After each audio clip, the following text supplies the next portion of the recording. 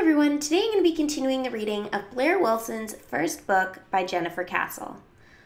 Chapter 20, Wherefore Art Thou Cat? I got your text, Cat said breathlessly as she jogged up to the orchard. What's wrong? We have a problem, I said. We wrote this play as an extra credit summer project for school, Thea explained, waving a stack of papers. But we need 2 more people to practice it with us. Kat put her hands on her hips. A play? You said this was an emergency. It is, I said. We heard the squeaking of bike pedals and turned to see Gabe riding toward us. When he spotted Kat, he screeched to a stop and hopped off. Where's the emergency? He asked, confused. Kat, are you okay?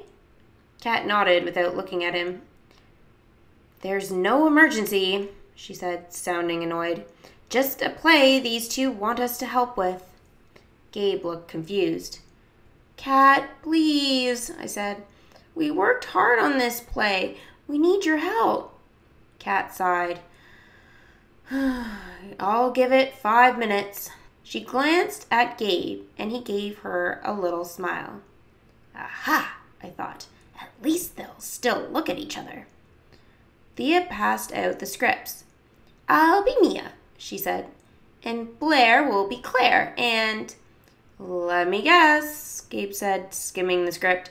Kat will be Nat, and I'll be Schmabe? Yep, I said. Okay, I have the first line. Woe is me, dear Mia. The Lady Nat called off her wedding with Sir Schmabe.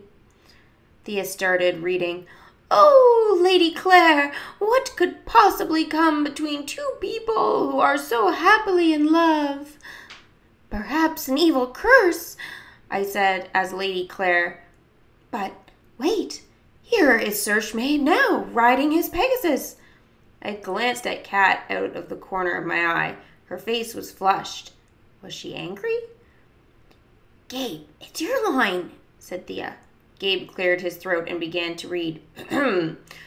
Nat, dear Nat, wherefore art thou? We have not spoken in so long. I nudged Kat because that was her cue.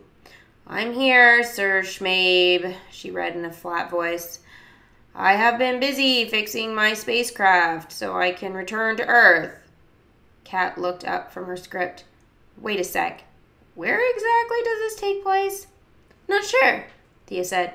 It's a work in progress. Gabe, line. Before you leave this planet, Gabe read, would you join me for a farewell picnic in the Golden Gazebo? I went to the deli on planet Bluefield and got your favorite. Gabe's voice caught. Your favorite? He continued after he cleared his throat. The intergalactic turkey sub. That does sound out of this world delicious, Kat said as Nat. She looked over at me with an expression that said, I know what you're up to.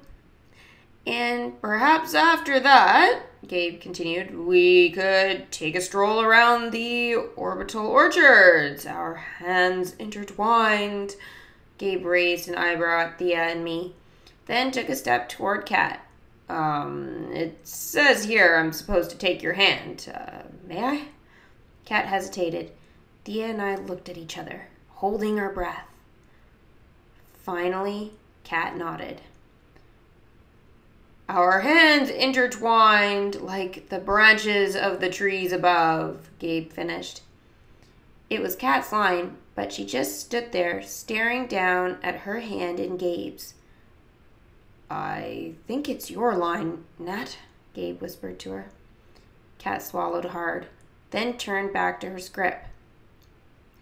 Oh, Schmabe, that would make me happier than... She dropped the script to her waist and looked up at Gabe. Well, happier than I've been in a while. I glanced at Thea. This wasn't in the script, but I liked where it was going.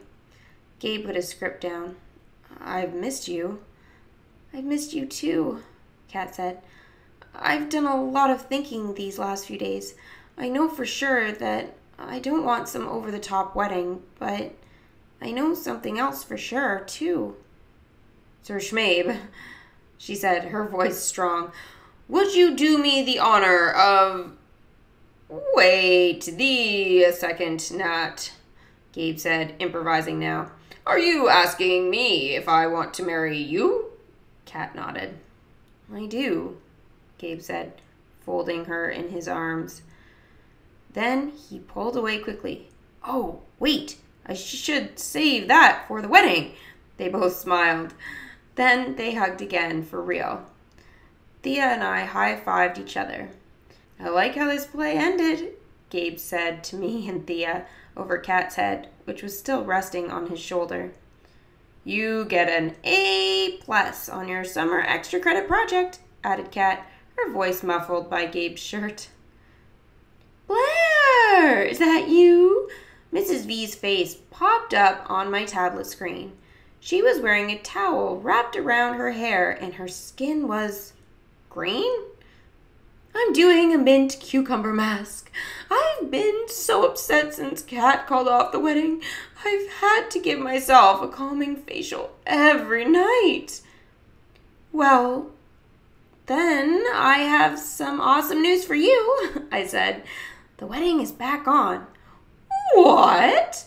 Mrs. V sat up so quickly that the towel almost fell off her head. Oh my, that's marvelous, but now we have so much to do. Actually, I began, Kat has changed the decor a bit.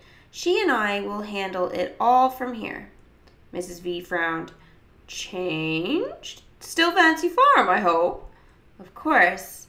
It's going to be perfect. And with you there, Mrs. V, the fancy part is totally covered. Mrs. V broke into a big smile. Then her towel slid onto the phone and the screen went dark.